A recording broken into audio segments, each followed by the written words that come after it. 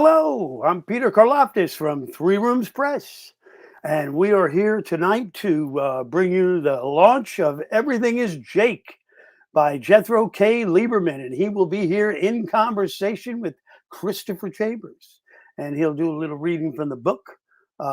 Here I am. I didn't want to overdress anybody. Three Rooms Press.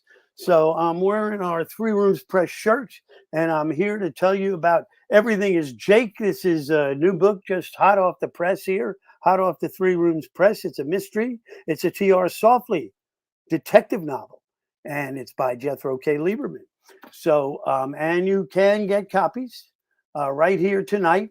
There's your link. So right down there, you'll see that throughout the night, and Kat in the other room will be posting it on the comments. So please make comments, ask any questions to Jethro you might have, and just wait till we get Jethro and Christopher together. It's going to be wild. It's going to be rivalry night. But let's wait for that to talk about that. Let's talk about the book right now. Everything is Jake. It's a great thriller, and it's just absolutely fantastic. It starts off with this federal plea deal in Manhattan that goes off the rails when a mob boss recants his testimony days after voluntarily confessing to every crime in his lifetime. And all the DA and everybody, FBI agents, they can't figure out what happens. And they call in T.R. Softly, our brand new detective that Jethro K. Lieberman has created for this novel. This is the first novel, T.R. Softly detective novel. This is number 1. And he comes in and he gets taken to Washington, D.C., where, at the time, the oddest of the 40-odd presidents is there. He's surely based on the former guy in a lot of ways. We don't need to mention his name. I'd rather talk about the book.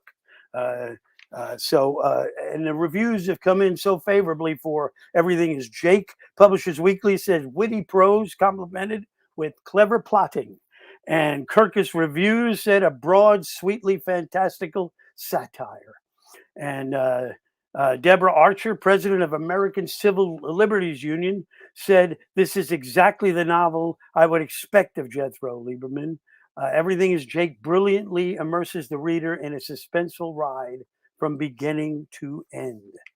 And there's quite just one after the other. Everybody talks about how great Everything is Jake is. And it's just satisfying and sweetly amusing, says Richard Patterson, director of the Marx Brothers. In a nutshell, it's just one after the other. You want to read Everything is Jake. And you can also order a copy right here at the bottom.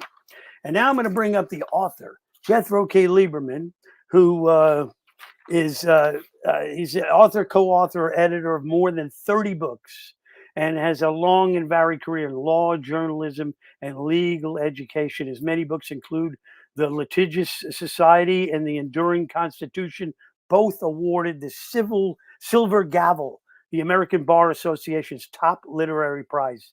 Now listen to this. He holds a BA from Yale, a JD from Harvard Law, and a PhD in political science from Columbia. Now, is that a triumvirate or what? That's the trifecta.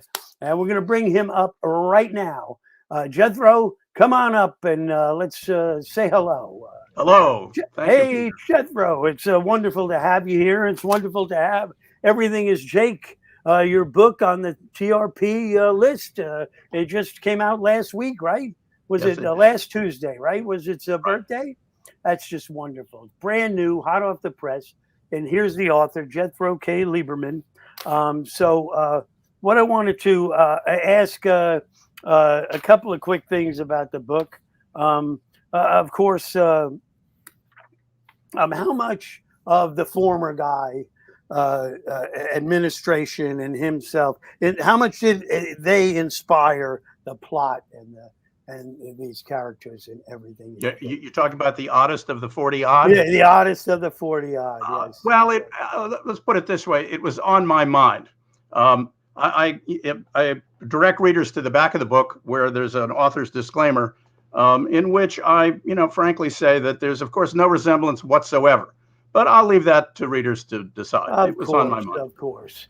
Yeah, you've had a career in law, so you understand most of the things that you're writing about here. But where did this character come from? T.R. Softly. Where was he born, and how did he grow into this novel? I mean, how did they fit into the times together? You know, this began with an idea I had that I won't reveal because it goes to the heart of the matter. And it took me quite a while to get around to deciding that maybe I could write some fiction, so I'll do it. And I knew that I needed a protagonist. Every novel has a protagonist. But I didn't know what he was going to do. I thought at first, you know, he could be a journalist. He could be even an auctioneer at one point, I thought. It took me quite a while before I realized that he was going to have to be a detective, and it was going to have to be a mystery story, at least in form.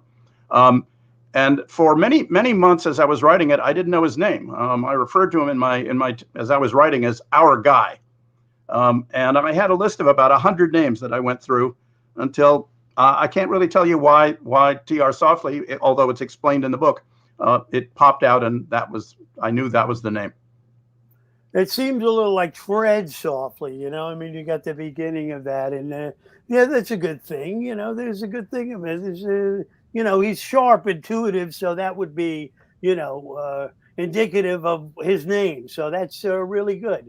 And you've also given him a hobby of letterpress printing, which I think is very interesting because we've known you a lot of years through New York Law School, and we knew about your printing capabilities. And didn't you bring your last press down with you from New York to? We didn't bring the big one. You sold it. You sold it. That one was auctioned. Yes, correct. But I think that's great. Go ahead. No, I mean, I still have a little printing equipment, although it gets harder and harder in this electronic age to actually do that. So I think that's why I unloaded it on Softly. I'll let him do it. He's younger. He's got a better back. And maybe he'll bring to you detective work, and you'll actually be out there doing detective work. So because I mean that's the only thing you haven't done. So now you've done it vicariously through your character, and I think that's a great thing. And speaking of which, get your copy of Everything Is Jake by Jethro K. Lieberman, and you can buy it right there with that little link. I think Kat will put it up on the comments. And you could just click on it right there in the comments and buy a copy tonight. And now, Jethro, I'm going to bring up Christopher for a second, and let's bring him up with us. And Christopher, how are you? I got to unmute. I'm good. There he is. Okay. And Christopher, of course, first of all, we have to, give the caveat that he's from Princeton. So we've got, 3 Ivy Leagues against 1, but yeah, he's a Yaley.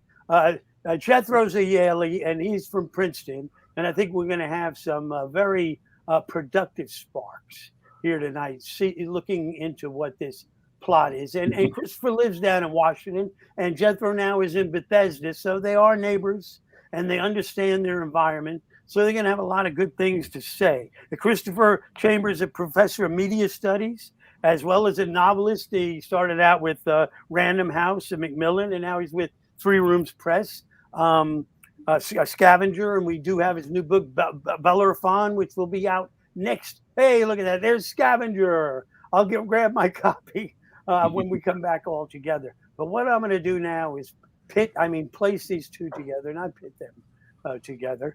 What we need to do is get into the times right now and what's going on behind your plot, Jethro, and kind of a little more awareness from two really hip and intelligent cats from down inside the belly of the beast. So I'm going to cut out, and I'm going to leave you two to take it on, and Christopher, whatever you have to ask Jethro, that's where we'll begin. All right. Well, I just wanted to get the 800-pound gorilla out of the room. I know you touched on this with Peter, but when I was reading the book and I was looking at these presidential treats, which were, the decrees from this mythical president, not based on anybody, of course, And I was reading the first one here. What is this world coming to?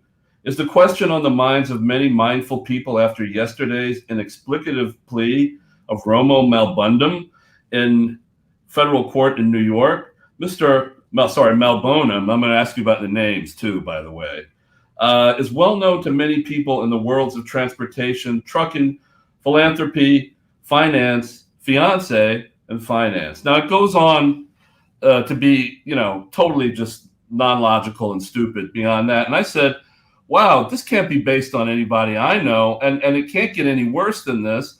Until a couple of days ago, after Colin Powell died, I read, this came on my email, it was actually solicitation for money. Wonderful to see Colin Powell, who made big mistakes on Iraq and famously so-called weapons of mass destruction, be treated in death so beautifully by the fake news media. Hope that happens to me someday. He was a classic rhino, even that, always being first to attack other Republicans. He made plenty of mistakes, but anyway, may he rest in peace. Donate to save America. Now, here's the question. Here's the question. Is this novel a comment on his world, his Washington, his America, and Softly is basically the vehicle that you're using? Or is this really about Softly introducing him to the world, and the backdrop just happens to be America, everything, outworldly and crazy about us, and Softly just trying to navigate that? And that's your Socratic question for the night right there. Okay, and I think what I'd like to do is sort of strike out the or, and pick the two opposites and say, no, it's really both, if that's permissible. Yes. The book didn't start out at all in my original concept as a commentary on maximum political leader or leaders. It morphed into that partly because I was writing during the middle of all of that. I began this book in the middle of 2018. The first draft was completed at the end of about a year later, and the editing that went on thereafter. So it was done, during that period of time. So that obviously shaped my thinking, but that was not really the ultimate point of the book. Although what you discover, this, when you're writing fiction, as it goes along, it changes. Things come to mind, and you go back and change this and change that. So I'll claim both. Well, I'm glad you did, because being there are two academics on is that me and feedback right there? No, I hear you fine. Oh, okay. Being that there are two academics on screen, there has to be a thesis for the night. So let's just say a thesis is dichotomy, duality, and doppelgangers. Okay. And you fit into that on the surface, because there's something always on, there's the real thesis sometimes is underneath. Because when I looked at your I went on Amazon, and there's Everything is Jake, and then the next books are business law and writing for lawyers and everything. So at first blush there is this dichotomy, maybe duality, but I mean I'm glad what you said that we need to eliminate the or, because you are all these things put together like this book. I mean, it is almost an alter ego for you in a way. Can you puff up and say yes or no or disagree, agree? Well, part of it is it has to be true, because nobody can write something throughout without having something to do with himself. Obviously, what I chose to write about, I took the easy way out in many of these things. I wrote about, as we always, you do when you start, at least you write about what you know, so that you don't have to work as hard. You don't have to research. One reason that Softly's got a hobby of letterpress printing is because I happen to have done that. I know something about it. Not that plays any large role in this story. It may if there's a future Softly, which I hope there will be. it will probably play a larger role. So yes, a lot of this, I suppose, is about me. But on the other hand, how much do we know about ourselves? I leave it to other people to, as they read it, to say, "Oh yeah, I get that joke. That's you, all right," or not. It's hard for me to be definitive about that.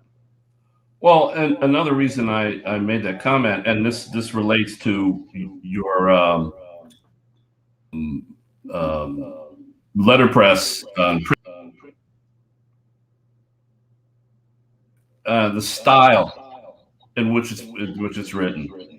You have so many authors come to mind. I mean, everybody. Yes, William F. Buckley writing fiction, Yaley.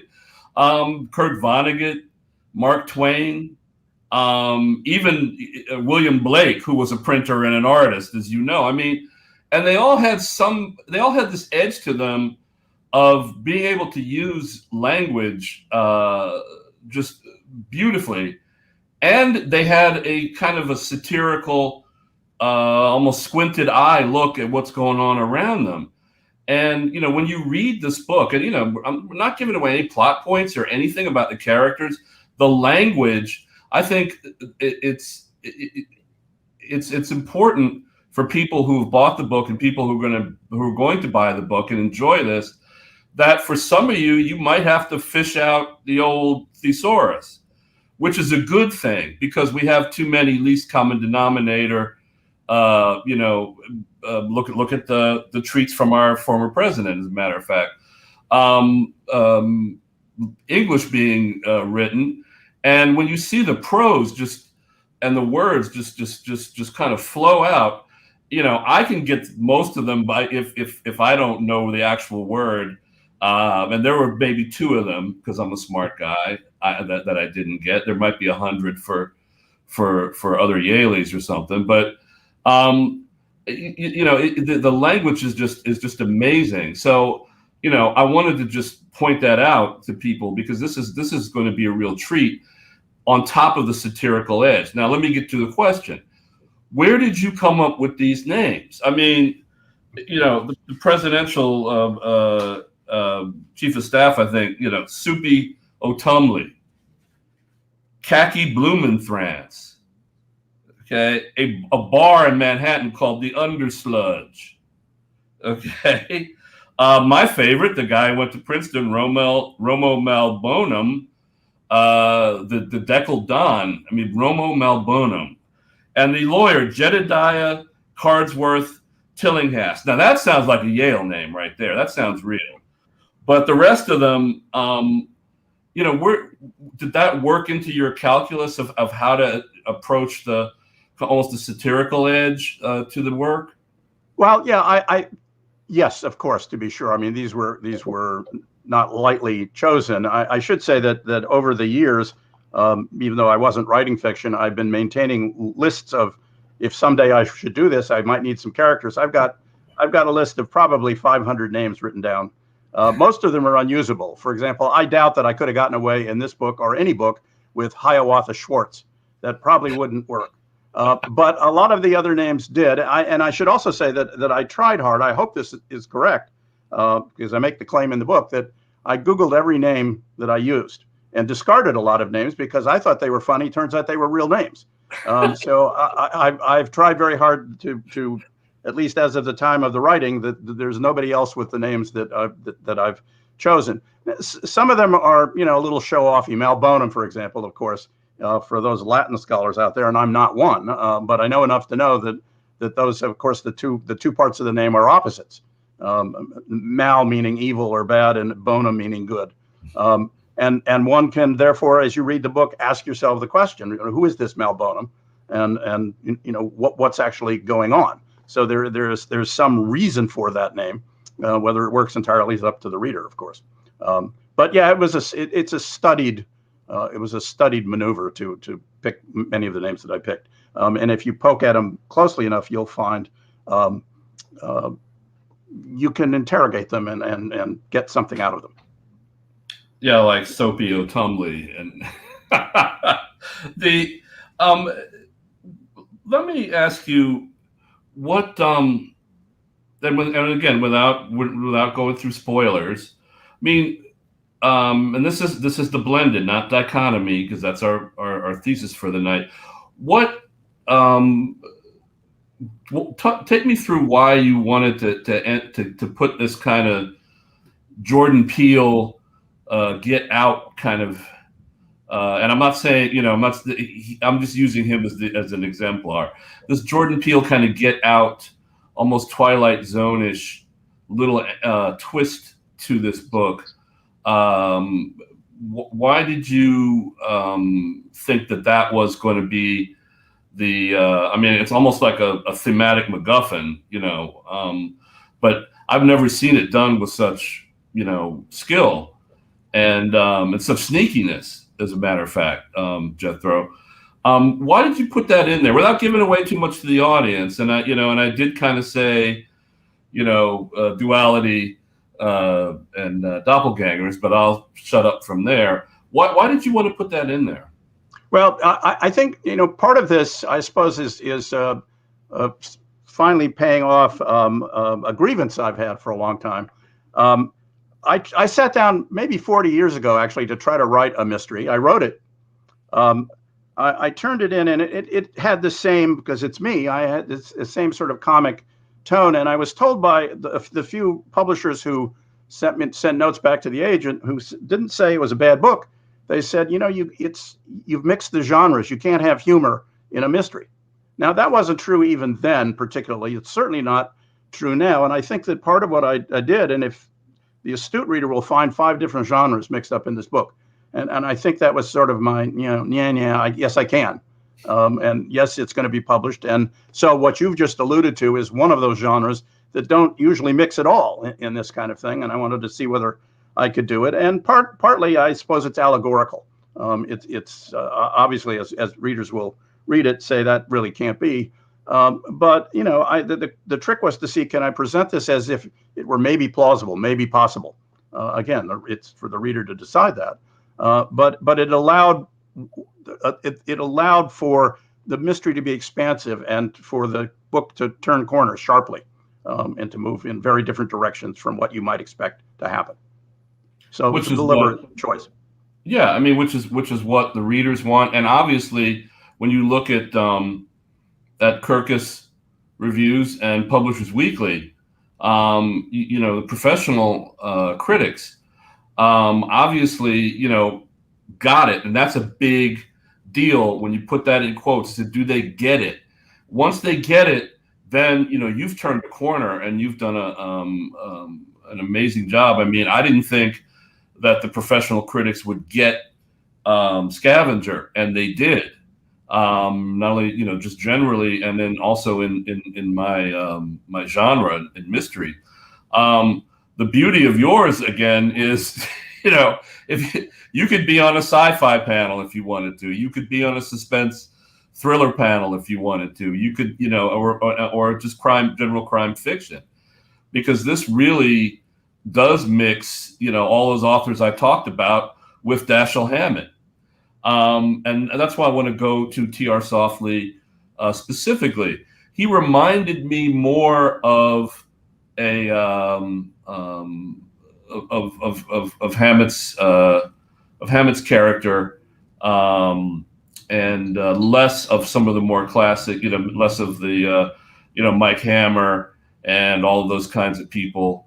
More intellectual, but there's an edge to him that you have to try to really figure out. I mean, Sam Spade had an intellectual side to him, and there was this other weird edge that nobody could quite figure out. I mean, let's hear more about Softly. Well, again, Softly, we meet him for the first time, and I think, as is true in lots of series, detectives work themselves out over time. So I don't know that we've got the last bit of psychoanalysis in here, or that I'm even at the moment capable of saying what that is. But yes, obviously, it reflects his upbringing, his sort of general good nature, his intellect. He's not a noir detective. He's not a hard-boiled kind of guy. He doesn't, as far as we know, carry a gun. When it's not discussed in the book, but you don't see any of that. He's a more cerebral kind of guy who, like Holmes, maybe, like maybe Nero Wolfe, is out to solve a mystery, and he's going to solve it from fragments of clues that suggest possibilities. He's fond of quoting the famous Holmes line about whatever is. If you've ruled out the impossible, then whatever is left, no matter how improbable, must be the truth. He's a bit skeptical about that, but he lives by that. And so that's at least how he's starting out his literary career.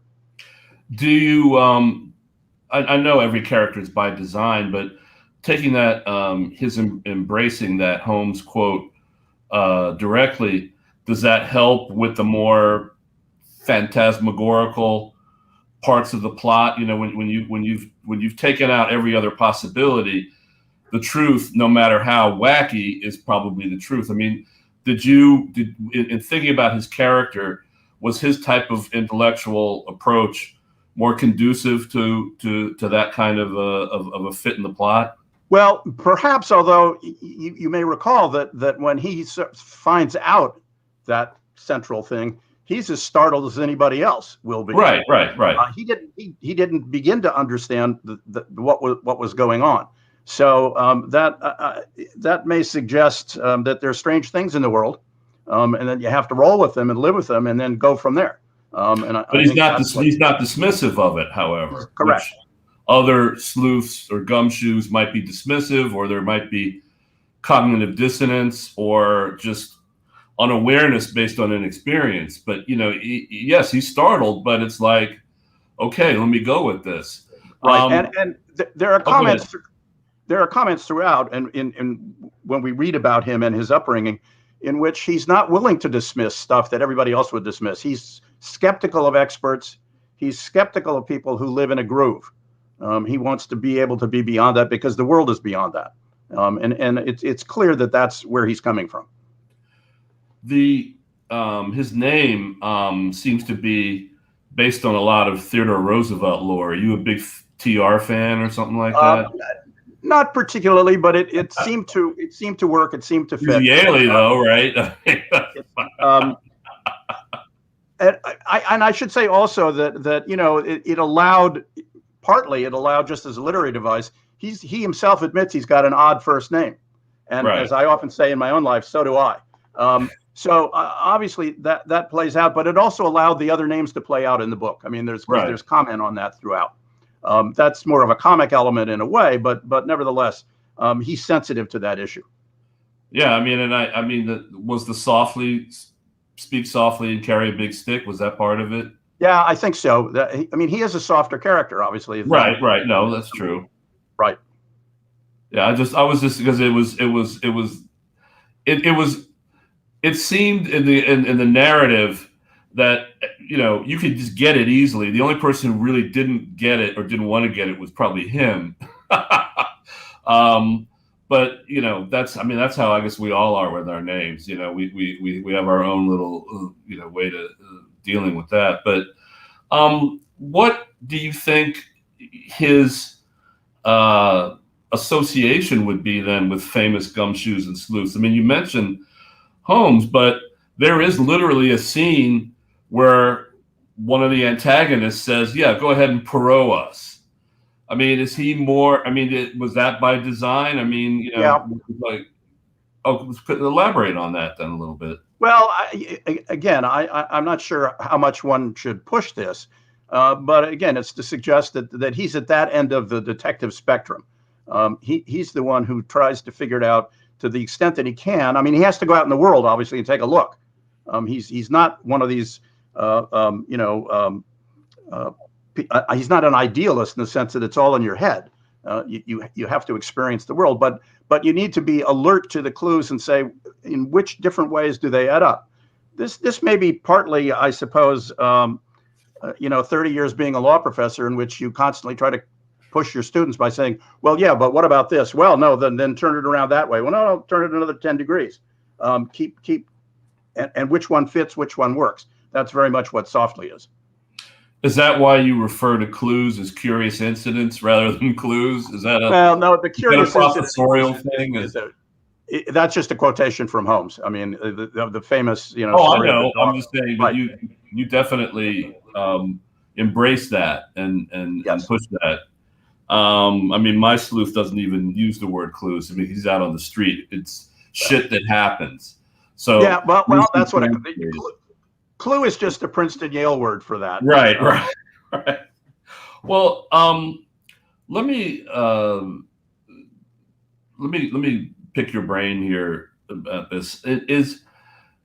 What do you think people are going to remember after they read this book and on their front of their now cool autumn porch or the front of their fire? I mean, do you want them to take away a satire of the Trump years, or do you want them to think about some of the the twistier stuff in there, the kind of more Twilight Zone-ish stuff, or is there, or again, getting back to our thesis, is it everything? Do you want them to absorb it all in one kind of feast? That's something that I guess I've not fully worked out for myself. I do, as I have begun to think a little bit about, if I write another one, what is it about? I do think that this book is a comment about America and the America that we were at. Although I should say to would-be readers, this is not set in our current years. The book starts out very specifically saying this happened a while ago. So I just want to be clear that, and for example, that's why the president issues a treat, not a tweet, because there was no there was no Twitter at the time that this book is ostensibly set. Although I deliberately obscure when. You could figure it out if you worked hard at it, but the dates aren't given in the book. But at any rate, I think what I ultimately, if this plays out as a series at all, he's going to be involved in issues that are about our America as we've experienced it. And that's perhaps what should come through. Do you plan, or do you have any idea now? I mean, I want to put you on the spot of introducing, of crossing genre lines again, or was this more of an experiment? I think this was an experiment. I think we'll have to see how this might go. Although I do have a title in mind of another one. I have the general outline of a potential plot that might work, that would be in the same sort of vein, perhaps not quite as twisty, but maybe so. But it won't be the same thing. It'll be something different. But it'll have, I think, many of the elements of the book. I think if you're going to do a series, it should be what readers want to read. The actual title, Everything is Jake. You refer to the fictional president as coming up with that saying. The person that this is not based on never said anything like that, correct? No, he did not. And indeed, that's again. And there's a chapter that goes into this fictional president. It's not the guy we know. But one of the things that's been interesting to me, I've always known the word Jake in the slang term in which it's used. But I've discovered that an awful lot of people don't know it. I think it's pretty clear that anybody under, let's say, the age of 50 doesn't know it at all. Right. And a lot of people, even of my generation, seem puzzled by it, even though it's now a term. It dates back, as far as they can see, to 1914. It's a standard in detective fiction in the 30s and 40s, but the word is apparently vanishing. At any rate, it was deliberate. Let me just ask one thing, because I see Pete is there. One of the people or two of the people that this work most reminded me of, and I'm going to plug my university again. They're both Princeton grads. The Coen brothers really stretched the mystery and crime genre with Fargo. Would you like to see this book kind of stake out, at least for New Haven, that kind of a ground, that this is really taken a satire and kind of fantastic maybe plot elements, but is kind of making us look at the crime genre differently, the way Fargo did? Sure. Good. Why not? Yes. Good. It's going to. There it goes. It's going to. All right, gentlemen, very good. So such interesting points here. As many plot points between you as are in the book. So, what we're going to do now, Chris, I'm going to put you back in the green room with the olives and the decanters of wine, and Dry martini. and the dry martini is fine. They're there. Someone will help you. Just push the button, and we're going to let Jethro see you in a few minutes because I have a couple of things I want to talk to you both about. So hold on, and Jethro, we're going to have you read from the book. So Sure. we've got a lot of nice audience out there on both both viewing points. So let's get to read from the book. Everything is Jake, a T.R. Softly detective novel. So take it away, Jethro. He's got a All great right, little passage to read, and I'm off. All right, thank you. I'm reading from the beginning of chapter 12, which is about 40% of the way into the story. He's in New York now, looking for a missing FBI agent and trying to figure out what's going on with Romo Malbonum. He'll be talking to a couple of his agents, one in Washington, one in New Haven, and then he will meet with Mallory Greenstock of the U.S. Attorney's Office. So I'm going to look in. I'm holding the book up here, but I'm looking down at it, so that's why I'm not maintaining eye contact with all of you. By the time TR emerged from the subway and into Grand Central Terminal, Sam Pepperdy's report had landed in his inbox. He eyeballed it on his phone as he walked past the iconic clock and rode the escalator up to the exit opposite the Yale Club. The report looked favorable. Carslip's plea had been taken in a suburban courthouse 20 or 30 miles down the peninsula from San Francisco, where it would be much easier to track the government players. TR went directly to his suite in the club, flung his blazer on an armchair, and set up his laptop on the desk. Then he phoned Orgene. TR, she said, how you doing? Getting closer, he said. Where are you? New York. I meant closer to solving this thing. Zeroing in stage? I'm a detective, not an oracle. Closer to the end of the beginning. Did you reach call in? He's standing by. Figured you'd call direct. Will do. Nothing from Khaki? Like always, straight to voicemail. Anything else you need from me, she asked. Hate to do this to you on a Saturday night, he said, but I may need some of your time. That's okay, TR, not like I've got a heavy date. Last heavy date, I had the 250-pound blind date last November. You stole my line. Okay, I'll make it up to you. She rang off before TR could say more. He dialed the PBDS resident New Haven agent, Colin Mardsworth, dubbed Colin and famous during his college years at Ohio State as the first caller on sports talk radio programs. He would attempt to impress the hosts and his girlfriend du jour with the depth of the Jeopardy-like trivia he could spout. He was renowned for hyperactively waving his hand whenever a professor asked a question, often without having the answer. He wanted to command and be the first to step up to any open mic. A literature major then, he now spent much of his time running a sophisticated statistical database for Major League Baseball, NFL football, and NBA basketball. The balance of his time, he ferreted out facts for PBDS, mostly by calling around, shaming informants into disgorging pertinent information, and scoping out unlikely connections. TR sketched two lines of inquiry. First, FBI connections to Diego Carslip in his Down Peninsula trial, particularly whether call-in could find evidence that an agent was staying in a hotel near the courthouse. Second, locate an actor named Dewey Sissel in Yale Drama School productions in the early 90s. If not Sissel, then the top three male actors measured by the sheer diversity of roles. Sorry, the lights are a bit too bright for my eyes at the moment. Diversity of roles, Colin said. What's that mean? You know, markedly different. Serious drama, light musicals, bedroom farces. You mean like Hamlet and Noises Off? You'll figure it out and call in flank speed. A single knock at the door signaled Mallory's arrival. She handed him a sealed, oversized envelope containing Sam's report on Diego Carslip that he had already skimmed. He tossed it atop his blazer. She said, "Where are we?" "We're in Suite 911, your wildest fantasy." "You have no idea about my wildest fantasy," she snapped. "Where are we on the case? What have you figured out?" A chastened TR motioned her to the sofa.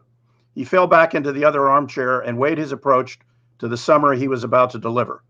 Then he got up again, retrieved 2 Diet Cokes from the half-height refrigerator, and brought them to the table in front of the sofa. "We're closing in," he began. "The mystery scene is materializing hour by hour." "And what's glittering at this hour?" "The recanters were almost certainly manipulated.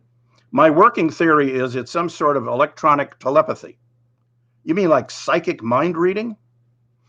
"I have no idea what it could be. I call it telepathy for convenience. Some kind of brain manipulation, probably remote, possibly implanted, maybe a super sophisticated version of the gadgets that telephone hackers used in the 70s to make free calls. Or a version of the trick in Roxanne. An airhead repeats romantic words heard in earphones to woo fair damsel. It doesn't matter how it's done. What matters is who is doing it." "How can you be sure anyone is doing it?" "Because of the curious incident of the purring cat and the tennis code." "The Roger code?" "Yep. What Malbonum said to the woman drawing blood in the courtroom. Roger plays Rafa. Once in New York, your case, and once in San Francisco, Kreutzer's case, as his lawyer told us. And maybe, if we check further, in the other cases too. It's code for something, because neither of these guys watches tennis, and they certainly don't dote on the 2 young players. It's like in the movies. A spy comes up to a guy on the bridge who's smoking a cigarette and says, "How lovely the moon." The smoker says, "Only when it's blue," and the spy knows this is his man. I think Roger Rafa is an identity check, not of the defendant's body, but of whoever's running the telepathy machine. It's a signal that the impersonator is in charge. And that the technician who drew the blood is in on it. Yes, that's an important point, a significant point, because it means this isn't some rogue telepath doing this. It's a confirmed effort. But it's it's sloppy. Sloppy how? Sloppy in 2 ways. Smart agents don't reuse signals. One time only. This code reads like a signal to an investigator, as if whoever's in charge wants anyone going to the trouble to listen to realize it was someone else voicing the confessions. And the second piece of sloppiness, well, you pointed it out this morning. There seemed to be 2 different Malbonums giving 2 different answers. One in court, one after recanting. Kreutzer, the same. Someone didn't think it all the way through, or really thought it all the way through. It's either extremely sloppy or extremely sophisticated signaling. Come to think of it, Mallory said, that's not the only reason for thinking it's sloppy planning or a signal intended for someone else. What's another reason, TR said, leaning forward. Why should the woman care at all? She's got a guy there whose blood she's supposed to take. It's plainly Malbonum. Why bother exchanging pleasantries? Why should she want to know at that point whether someone's running him or controlling him? Why indeed? That, my dear Mallory, is why you're chief of unit. A subtle unraveling of the signal's bona fides. Excellent. TR's eyes glistened for a second, as they sometimes did when he reflected that he was in the presence of real intelligence. All right, Jethro, that's from Everything is Jake. Where's your copy there? You got it in front of you? Hold it on up. Let's get a double Everything is Jake. Yay, there we go. Get your copy. Here's a place to get it. Maybe Kat will put it in the comments again. Right down there at the bottom of your screen, there's a little ticker. Now we're going to bring Chris back up too. And I'd like to talk about this. I mean, both of you have something in common along with Ivy League schools, and that is, Jethro, you had a mystery novel or a novel that was coming out in 1979-80, right? That was about the Middle East, and that maybe have touched a little too timely. That because the hostage crisis took place in Iran, correct? So yes. it kind of was a hardship to the book at that moment. And Chris, your first novel came out on 9/11. So the two of you are sitting here in these deep state items. Both of these moments. I personally think, and I'm not living today. I'm living in 1980 or 79 when that helicopter went to land to pick up, and it missed by this much. That's like a pool shot guy. Just he can miss by this much, and all of a sudden, who's in office? Reagan. Carter's nothing. He can't handle a thing. So. So that moment, along with 9/11, which the lowest point of a Republican was August 2001 for any Republican for George W. Bush. And I'm not saying that they planned 9/11, but you can easily stand back and say, whoa, we don't need to act on this, and we can make a forever war or whatever the planning. So we're talking about the beginnings of the deep state from the Reagan years, of course, through the Bush years, and it was the older Bush who was behind the helicopter at that time. He was still a CIA dude, or involved with the CIA. Mm-hmm. So my question to you both, with everything is Jake, is that how can you define what is the deep state? And what is the advantage of having people believe that it does exist? I mean, why are we here now with these guys deep diving into everything but what the truth is? This is what everything is Drake is touching on, in a lot of different ways. And you've got even your guy, Dickie Cornish, is everything but the truth. So how do we wind up here? Jethro, what do you think?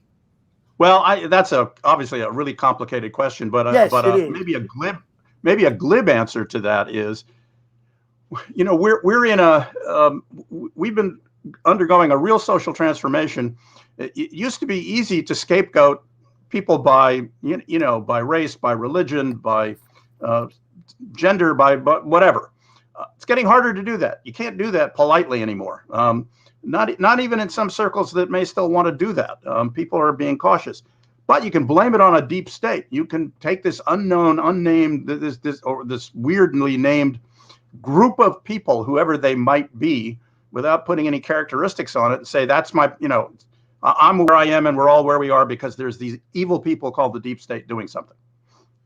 It's a transformation from what we used to be able to do in perhaps a more pernicious way to this. Huh. Yeah, I like that. It's also, I mean, we have to understand, the difference between, the deep state of what Jethro's talking about and the deep state of maybe with a lowercase d and a lowercase s of generations of foreign policy and security and intelligence people who were a consequence of the Cold War. Well, we don't have a Cold War anymore, and and what happened on 9/11 is an example of that. Not even whatever your beliefs are in terms of the evidence and of what was going on with the first impeachment and with what Putin was proven to be doing in other countries, especially the Balkans, Eastern Europe, and the South Caucasus. But what we think he might have done, with the United States, I mean, it even that does not bring us back to what we had during the Cold War. So you have this whole army of people, I mean, and then their progeny, who had something to do at one time and now really don't. And we have 9/11. So it's conducive, as Jethro says, to blame this shadowy group, but it's also, we also have to realize that there are groups of people out there who had a role at one time, 40 years ago, even recently, and now they just don't have anything. And 9/11 is an example of what happens when they're looking at X when they should be looking at Y and Z. And just so you know, Peter, the second book came out on the eve of the Gulf War in 2003. So I'm batting 1,000. And we got the pandemic for Scavenger. So Scavenger. I don't know. Well, what I'm predicting. Here's what I'm predicting tonight, Peter. What's when going to happen for Bellerophon? Well, when Bellerophon comes out, the Cumbre Vieja volcano will blow again, but will launch half of it into the sea, and Florida will be gone in a giant tsunami, which is not a bad thing, really. But the rest of us on the East Coast might get a little wet too. But I will be able to at least surf to Pittsburgh with my copy of Bellerophon. So okay, that's my prediction. Okay, good. And we are out. We are live now with Jethro's book. It is out in the world, in the stores, and hopefully we're on the tail end of this thing. It's still hanging on. We were hoping earlier on that it would have settled by now, but it's not going to hurt this book. This book is out there, and we want you to get a copy. In fact, I'm going to skip the other question, and let's just I'm going to put up a final thing, and we'll say goodbye to everybody. And out there in the real world, in your virtual nightshade, wherever you are, we have Christopher Chambers, author of many books, including Scavenger and Bellerophon, which will be out next year at this time. And we have Jethro K. Lieberman, author of Everything is Jake. And all of those titles I mentioned are on Three Rooms Press. So thank you all for joining us. Get a copy of Everything is Jake right now and enjoy that book. It's a great book. And we're very thankful that Jethro joined us tonight. And thank you so much for being a great conversation partner. And I thought you guys held it, together with the, that rivalry that's, forever. It's like the forever war, basically, right? Even they end, though. So I just want you to know, I want to thank Chris and you too, Peter. But Chris, next lunch is on me. Okay, good. Thank you. All right. Is that launch or lunch? Lunch. Oh, okay. I thought you said launch. No, Peter. Lunches are up to you. Lunches are up to you. We do the eating. Okay. All right. So I'm going to put up this lovely little banner or the brand. Which one is it? Oh, the brand. Here we go. Take care, guys, and stay on with me. Just stay on there. Don't go anywhere. And I'm going to put this up. Everything is Jake. Meet TR Softly, now available. And you can get it right here. Everything is Jake. So get yourself a copy. I'm going to put on the little banner. We'll leave this running for a minute as we say goodbye. And everybody take care, all right? Thank you for joining us. Thank you. For the Everything is Jake. Thank you very much. Launch. All right.